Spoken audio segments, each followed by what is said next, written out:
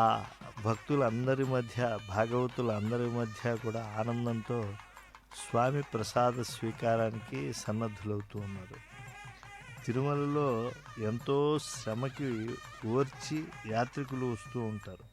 తలనీలాలు ఇచ్చి స్వామి పుష్కరంలో స్నానమాడి మునకకు జన్మజన్మాల కాలుష్యాలు కరిగిపోతూ ఉంటే తిరుమణి తిరుచూర్ణం ధరించి కొత్త రూపాన్ని సంతరించుకుని ఎంతోసేపు ఎదురు చూసి స్వామి సందర్శనం అయిన తరువాత ఆ స్వామి మహిమల్నే ఒకరికొకరు చెప్పుకుంటూ పరవశించి ఇసుక పాత్ర వలె ఎంతకీ తరగనటువంటి వారి అనుభూతులు పరస్పరం అందించుకుంటూ ఆ తర్వాత మాతృశ్రీ వేంగమాంబ అన్నదాన సత్రానికి వచ్చి ఈ అన్నప్రసాద కేంద్రంలో భోజనాన్ని స్వీకరించడం చేస్తూ ఉన్నప్పటికీ కూడా అక్కడ ఉపాహారం స్వీకరించిన లేదా ఆహారాన్ని స్వీకరించిన మనస్సులో శ్రీనివాసుని దివ్యమంగళ విగ్రహం దర్శించినటువంటి తన్మయత్వంతోనే పులకించిపోతూ ఉంటారు. ముఖ్యమంత్రి వర్యులు స్వయంగా వడ్డన కూడా చేస్తూ ఉన్నారు. తన పౌత్రునితో కలిసి కేవలం స్వామి సేవలో మేము కూడా దాసుల్లానే ఉండాలి. ఈ క్షేత్రంలో వచ్చేటువంటి దివ్య ఆళ్వారుల భావన ఇది.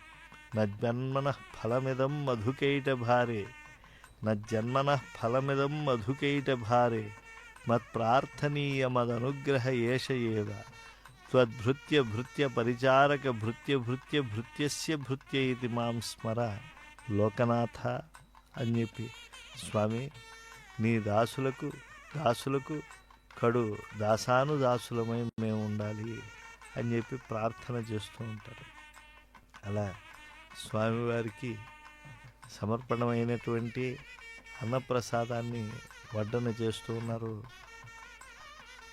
ముఖ్యమంత్రి గారి కుటుంబ సభ్యులందరూ కూడా పరమ భక్తాగ్రగణ్యులై ధార్మికమైనటువంటి కార్యక్రమాలు ఈ క్షేత్రంలో ఎవరెవరు ఏమేమి చేస్తూ ఉంటారో వాటినన్నిటినీ కూడా చెయ్యాలి అని సంకల్పించడం కూడా ఒక మహత్తరమైనటువంటి అభిప్రేరణాత్మకమైనటువంటి చిత్తవృత్తి.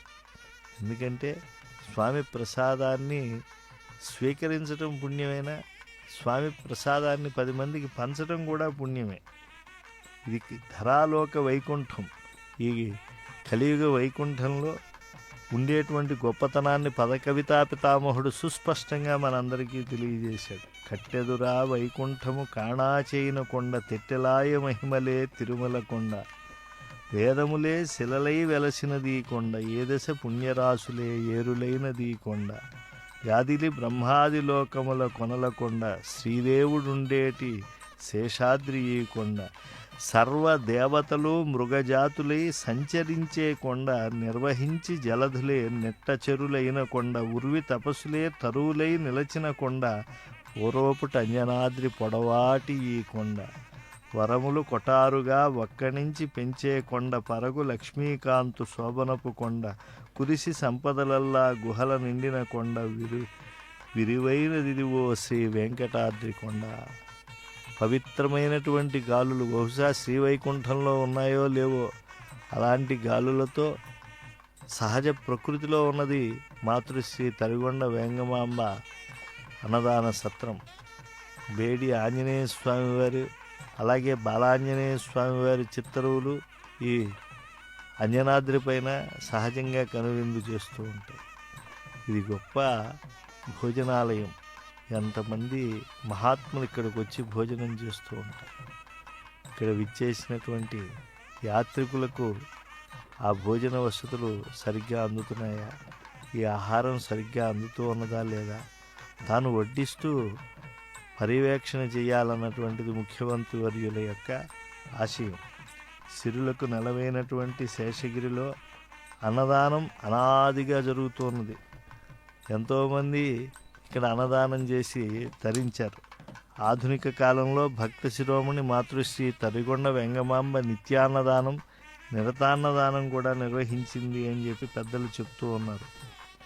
సమస్త పాపభంజకమైనటువంటి ఈ వెంకటాచలంపై ఎందరో భక్తావతంసులు, తిరుమల నంబి, హాతీరాం బావాజీ, వీళ్ళందరూ కూడా యథాశక్తి తమ శక్తి వంచన లేక అన్నదాన కేంద్రాలను నిర్వహించినటువంటి వారే.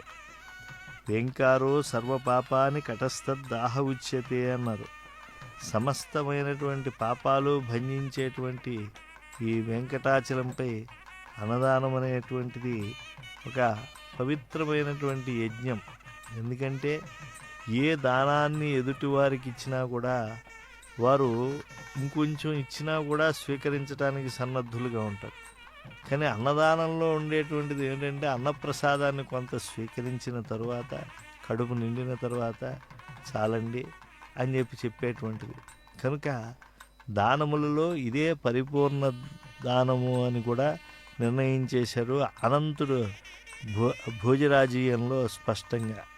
కనుక అన్నదానం ప్రాణులకు చాలా విశేషమైనటువంటిది. కలవు అన్నగత ప్రాణాహ అని చెప్పి వ్యాసులు వారు చెప్పారు కదా. కాబట్టి భాగవతాది గ్రంథాల్లో ఉండే ఆ సత్యాలను మనం స్మరించాలి. వేదం కూడా తస్మాత్ అన్నం పరబ్రహ్మస్వరూపము అని చెప్పింది. అంటే ఏది బ్రహ్మము అని తపస్సు చేసిన తర్వాత అన్నం బ్రహ్మేతి వ్యజానాత్, అన్నమే లోకంలో శక్తినిచ్చి అది చక్కగా అన్ని ధర్మకార్యాలు చేయిస్తూ ఉన్నది. కనుక మానవులందరి చేత వారి వారి యొక్క సంప్రదాయాన్ని అనుసరించి స్వీకరించేటువంటి అన్నమే బ్రహ్మస్వరూపము. ఆ బ్రహ్మమే అది లోపల జీర్ణమై జఠరాగ్ని ద్వారా ఇంద్రియములన్నింటికీ కూడా శక్తినిస్తూ ఉంటుంది. దాంతో పుణ్యకార్యాదులు ధర్మకార్యాదులు అన్నీ చేయటానికి సాధ్యమవుతూ ఉన్నది. కనుక ఈ అన్నదాన కేంద్రంలో స్వయంగా ఇంతసేపు రాష్ట్ర గౌరవ ముఖ్యమంత్రి వర్యులు తన యొక్క పౌత్రుడితో కలిసి అన్నదానం చేస్తూ ఉంటే వెనుక వారి ధర్మపత్ని అలాగే మాన్య మంత్రివర్యులైనటువంటి నారా లోకేష్ గారు వారి ధర్మపత్నితో కూడా అన్నదానం చేస్తూ ఉన్నారు. ఇది ఒక అద్భుతమైనటువంటి సన్నివేశం. తమ యొక్క దర్పాన్ని భుజకీర్తుని పక్కన పెట్టి ఉన్నతులైనటువంటి వారు కూడా ఇక్కడ సేవాభావంతో చేస్తూ ఉంటే, ఇక్కడ అన్నదానం చేసేటువంటి వారు ఉద్యోగులు కాదు. అన్నదాన నిర్వహణలో ఉద్యోగులు ఉంటారు, కానీ అన్నప్రసాదాన్ని వితరణ చేయటం, వడ్డించటం అనేటువంటిది చేస్తూ ఉండేటువంటి వాళ్ళు శ్రీవారి సేవకులే స్వచ్ఛందంగా. అలా స్వచ్ఛందంగా చేసేటువంటి వారికి మరింత స్ఫూర్తివంతంగా నిలవాలని, ఇది చాలా ఆదరణీయమైనటువంటి కార్యక్రమం. దీన్ని రాష్ట్ర ముఖ్యమంత్రిగా నేను కూడా చేస్తూ ఉన్నాను. అందువల్ల మీరందరూ కూడా ఇతోధికంగా ఈ స్వామివారి అన్నప్రసాదాల వడ్డన కార్యక్రమంలో శ్రీవారి సేవకులుగా మీరు కూడా చేయండి అని స్ఫూర్తినిస్తున్నారు. తిరుమల తిరుపతి దేవస్థానం యాత్రికులకు భక్తులకు తిరుమలలో ఉన్న ఆ దర్శనం అయిన తరువాత వంట వార్పుల నుంచి శ్రమ తగ్గించి వారికి అన్నదానాన్ని కల్పించడం జరుగుతుంది. ఈ అన్నదాన పథకానికి కూడా ఎంతోమంది దాతలు విరాళాలు ఇస్తూ ఉన్నారు. అందువల్లే ఇక్కడ అన్నపూర్ణగా ఈ క్షేత్రం మారింది అని అనటానికి కారణం ఆ దాతలందరూ కూడా మహనీయులే.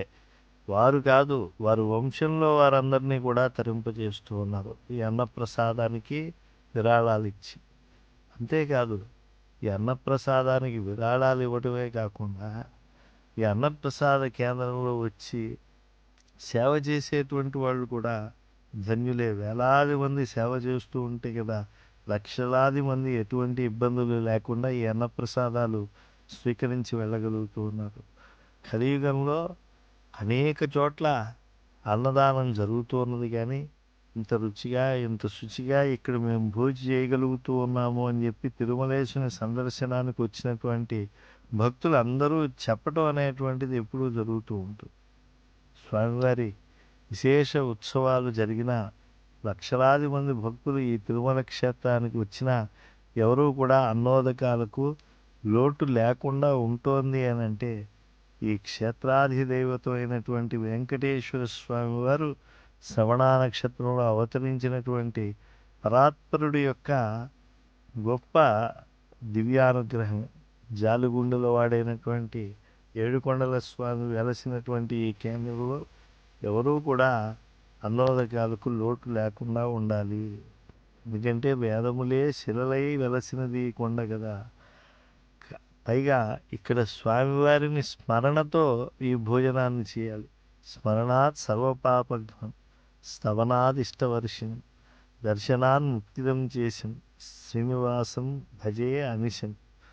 ఈ భోజనాన్ని స్వీకరిస్తూ గోవింద గోవింద గోవింద అని గోవిందనామ స్మరణతో ఆ భగవంతుని యొక్క ముఖారవిందాన్ని మనసులో స్మరిస్తూ ఉండాలి.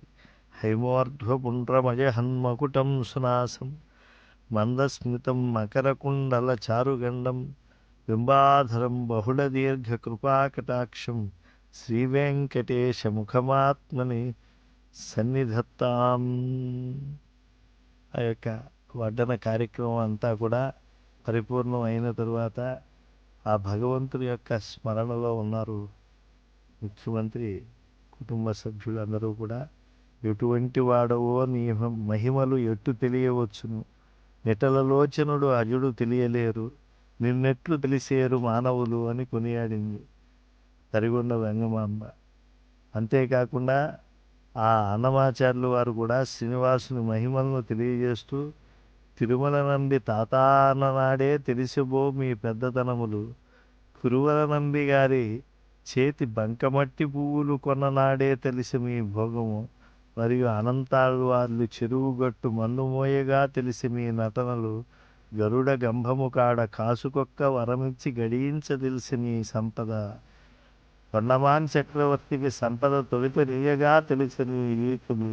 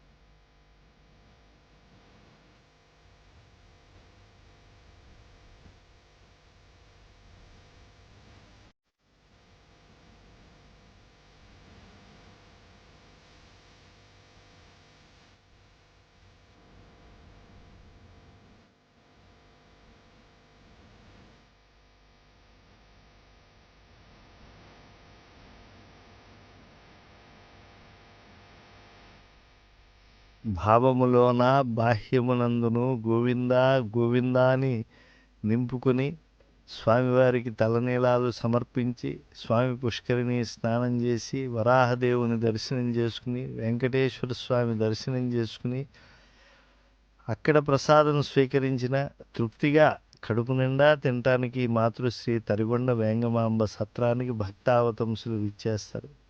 అక్కడికి విచ్చేసి ఇక్కడ భోజనం పొందేటువంటి వారి యొక్క దివ్యానుభూతులన్నీ తెలుసుకుంటూ ఉన్నారు. ప్రత్యక్షంగా రాష్ట్ర ముఖ్యమంత్రి వర్యులు నారా చంద్రబాబు నాయుడు గారు తిరుమల యాత్ర పరిపూర్ణం చేసుకునేటువంటి నేపథ్యంలో ఆ దేవదేవుని యొక్క మహిమ అంతా కూడా స్మరణ చేస్తూ వడ్డన చేస్తూ ఉన్నారు. కృతేతు నారసింహోభూత్ త్రేతాయాం రఘునందన ద్వాపరే వాసుదేవశ్చ కలౌ వెంకటనాయక.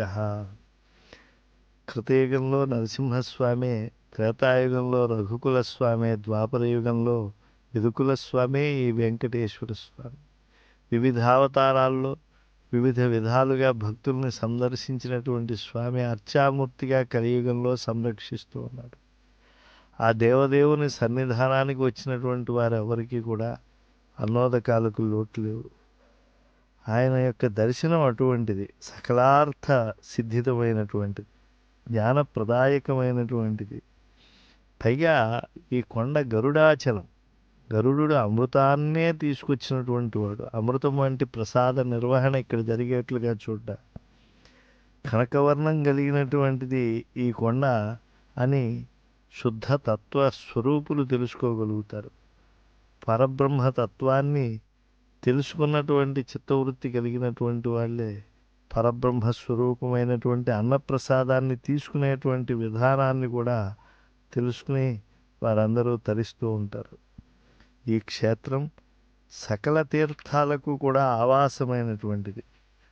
జలే రక్షతు వారాహ, స్థలే రక్షతు వామనః, అటవ్యాం నారసింహశ్చ, సర్వతః పాతు కేశవః వంటి దివ్య శ్లోకాల స్మరణతో ఇక్కడ గోవిందా గోవిందా అని కీర్తిస్తూ కాలాన్ని సద్వినియోగం చేసుకునేటువంటి భక్తావతంసులకు వడ్డన చేయటం కూడా గొప్ప భాగ్యమే. శేషాచలే యన్మాహాత్మ్యం అన్యక్షేత్రే నతత్క్వచిత్ తద్యత శ్రీనివాసస్య మహిమా నాణ్యగ శుభగః. అంటే అన్యక్షేత్రములు ఎన్నో ఉన్నాయి, పుణ్యక్షేత్రములు అన్నీ ఉన్నప్పటికీ కూడా వెంకటాచలంలో అన్నప్రసాదం చేయటం అనేటువంటిది చాలా విశేషం. శేషాచలే యన్మాహాత్మ్యం అన్యక్షేత్రే నతత్క్వచిత్. స్పష్టంగా వ్యాసులు వారే తెలియజేశారు. తద్గత శ్రీనివాసస్య మహిమ నాణ్యగః శుభః. అంటే కలియుగంలో ఈ భూలోక వైకుంఠంలో కొలువైనటువంటి శ్రీనివాసుడు పరమదయాంతరంగుడు కనుక జిహ్వకో రుచి అన్నట్టుగా వచ్చినటువంటి భక్తులందరికీ కూడా వారి వారి అభిరుచులకు అనువైనటువంటి ప్రసాదాన్ని వారికి అందేట్లుగా చూసే బాధ్యత అలమేల్మంగా విభుడు ఎప్పుడూ కూడా స్వీకరించి ఉంటాడు. ఆ సమర్పణ, అన్నదాన సమర్పణ అనేటువంటిది భక్తులకు చేయటం అనేటువంటిది భాగ్యంగా భావిస్తూ ఉంటారు. శ్రీనివాసుడు కూడా ఎన్నో నివేదనలు అందుకుంటూ ఉంటాడు ఈ క్షేత్రంలో. ఆయన నైవేద్య ప్రియుడు. ఎంతటి నైవేద్య ప్రియుడో అంతటి భక్త ప్రియుడు కనుక ఏరి కోరి ఆరగించే రుచికరమైన వంటకాలన్నీ తాను దర్శించి భక్తులు తింటేనే ఆయనకి ఆనందం. తినినవన్నీ భక్తులు రుచి చూస్తేనే స్వామికి ఒక తృప్తి. అసలు భక్తులకు తినిపించడానికే వెంకటేశ్వరుడు మంచి మంచి కమ్మనైన ప్రసాదాలు ఆయన అందుకోవాలని సంకల్పించాడు ఈ కలియుగంలో. స్వామిని మించిన నైవేద్య ప్రియుడు, భోజన ప్రియుడు అసలు ఈ విశ్వంలో మరొక్కరు లేరు. పాలు, వెన్న, బకాలబాతు, దధ్యోదనం, బౌళి, యోరము, వెన్న, బూరియులును, సరడాల పాశముల్, చక్కెర పులగముల్, నువ్వు వండిగలు, మనోహరములు, అప్పములు, ఇడ్డెనలు, అతిరసముల్, హోళిగల్, వడలు, దోశలు గల వంటకములు, శాకములు, శోభముల్, చారులు, అంగళ్ళు, శుద్ధోదనములు, సద్యోఘృతము, పండ్లు, తేనెలు, హొబ్బట్లు, పచ్చడులు, ఇలా ఆనందనలేయుడు ఆరగించే ఆ దివ్య ప్రసాదాలను ఏకరువు పెట్టారు పూర్వకవులు. ఎందుకనంటే స్వామి ఏదో కొన్ని ప్రసాదాలతో తృప్తి చెందేవాడు కాదు. తెనాలి రామకృష్ణుడు ఇంత జాబితా ఇవ్వటం ఎందుకని తిండి మిండే గురుడా, తిగల గురుడా అని చెప్పి అధిక్షేపణగా అన్నాడు. అసలు నువ్వు ఇక్కడ భక్తులను రక్షించడానికి వచ్చావా, భక్తులకు పుష్టిగా భోజనం పెట్టి నువ్వు కూడా పుచ్చుకోవటానికి వచ్చావా అని చెప్పి. కనుక స్వామివారు అనేక నైవేద్య ప్రీతితో ఉన్నప్పటికీ కూడా ఆ పెట్టుబడిని ఆ స్వామి మనస్సులో ఉండేటువంటి దివ్యమైనటువంటి భక్తులకు అన్నప్రసాదం చేయాలి అనేటువంటి సత్యాన్ని రాజులు కూడా పూర్వం గ్రహించారు. అంటే ఈ ప్రజాప్రభుత్వాలు రాకముందు రాజులు ఇక్కడ ఎంతో మాన్యాలన్నీ కూడా దానాలు, భూరి విరాళాలుగా సమర్పించారు. 1515లో కృష్ణదేవరాయల వారు, 1545లో పెద తిరుమలాచార్యులు వారు స్వామివారి నివేదనలకు బోళ్ళని సమర్పించినట్లుగా మనకు తెలుస్తూ ఉన్నది. బ్రిటిష్ వారి పాలనలో కూడా స్వామివారి నివేదనలకు ఎటువంటి లోటు రాలేదు అనేటువంటిది చారిత్రక సత్యం.